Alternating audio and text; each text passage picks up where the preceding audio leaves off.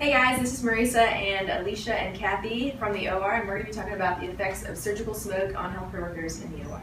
So you're probably wondering what is surgical smoke in the OR, and this slide here explains what exactly that is and how it's created. So electrosurgery is the application of electric current in order to cut and coag tissue during surgery, and that's this device here. You plug in this Bovie pencil, and the surgeons are able to use both a cut and coag setting on there to dissect through tissue. We also have laser surgery, which is the light amplification by stimulated emission of radiation. And currently we use that in eye surgery. But both types of electrosurgery creates surgical smoke. And it's believed that they have mutagenic and carcinogenic properties. And currently there's no regulations in the OR for safety for healthcare workers, and that's what we are our project's about. Welcome to the OR.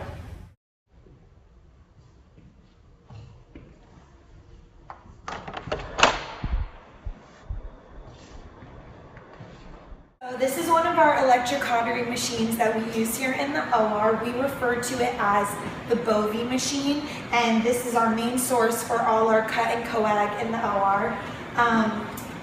Basically, based on what the surgeon wants to use, you can set different settings about how high they want their cut and how high they want their coag to be. Here we have a Bovie pad that we apply to all of our patients before surgery starts, and it's a grounding pad that has to be connected to the machine in order for the Bovie to work. And we have a couple different things here. So this is our pencil that we use, connects right to the machine over here. And we use different Bovie tips based on the surgeon's preference and what kind of tissue they're going to be working on. And it comes in different lengths if they're going to be in deeper tissue and they need it to be longer. The articles that we chose for our project, the first is a meta-analysis, a level 1, grade A, and it was a great chronological review of the research that's been done over the years. The second one is also a literature review and more recent. Level 1, grade A, and the last one is a case control, a study of its own, level 2, grade B. So the article I'm going to be talking about is the risks associated with exposure to surgical plume, and this article is a meta-analysis of 5 quantitative studies, and it basically just explored the different characteristics of smoke plume during surgery, as well as the evidence that we need to have more consistent types of smoke evacuation within the OR. So some of the main points within this article about the 5 studies that it went into detail about were there's a lot of toxic chemicals within surgical smoke, and just a few of these are ammonia, formaldehyde, and cyanide are part of the main components of surgical smoke. Another main point was that one of the studies went into animal behaviors of rats that were exposed to surgical smoke, and they showed a lot of behavioral changes as well as blood vessel hypertrophy and alveolar congestion from exposure to smoke. Another main point was that it's shown that surgical smoke can also be a vehicle for transplanting malignant cells from a malignant part of the body to a benign part. And for example, smoke buildup in the abdomen may have the capability of causing seeding of malignant cells from one area to a completely benign tissue. Smoke is much more of an issue for the scrub techs and the nurses and anesthesia within the OR than it is for the surgeons, because we are constantly in the OR versus surgeons who are just there for certain periods throughout the day. But even though there should be more use of smoke evacuation, there's a lot of resistance to using it because of the workers' lack of knowledge of the harmfulness of smoke, as well as the cost, and it really can be an inconvenience at times to use it. And there also currently is no legal mandates as to whether or not we should be using smoke evacuation.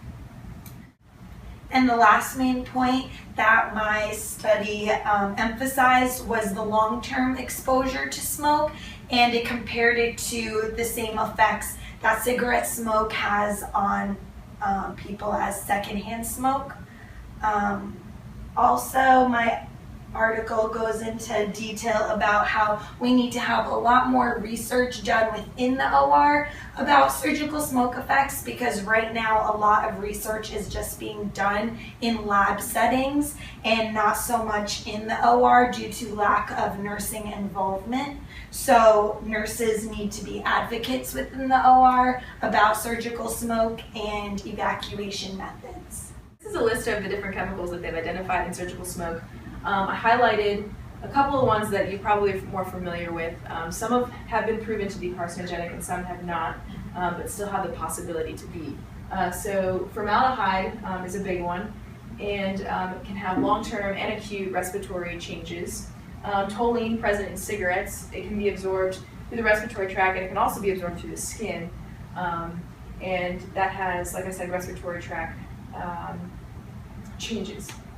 So this is a continuation of the list. Benzene is another big one that has long-term blood effects. Headache, weakness, and appetite loss, fatigue are some acute symptoms. Carbon monoxide, I think we're all familiar with that. That can cause a lot of issues, acute and chronic. And so the article also talks about the equivalent properties that surgical smoke has with cigarette smoke. And they found that 1 gram of tissue destruction is equal to that of 3 to 6 cigarettes. And Kathy will be talking a little bit more about that later. So my article was an experimental study done in the UK, mostly practiced in plastic surgery units. It was done over a period of 44 days, and in the OR they used about 12 minutes and 43 seconds daily of electrosurgery, and were able to come up with a formula to calculate grams per tissue destroyed. From that, they were able to conclude that 1 gram of tissue creates surgical smoke equivalent to 6 unfiltered cigarettes. And using their formula on a daily basis, that could be equivalent to having 27 to 30 unfiltered cigarettes. And as we know, tobacco causes respiratory disease and cardiovascular issues, as we've talked about before. So our current practice at UVA is 15 air exchanges per hour. We also have the Neptune machine shown in that picture right there. It's for higher volumes of fluid loss, mostly using cardiac surgery and neurosurgery. On the Neptune machine, we also have an option to use a smoke evacuation preference, and not a lot of surgeons use it, but we do have that option. Another device we have is the PlumeAway, which is shown in that picture, and that's mostly used in laparoscopic surgery. We hook it up to our trocars, and it's able to filter out and evacuate the smoke caused by electrocautery used in the abdomen or wherever. And lastly, we have the N95 mask. It's a filtered mask used to prevent smaller particles from passing through your mask, mostly in gynecological surgery, for treating condylomas caused by papillomavirus, as well as any patient on airborne precautions.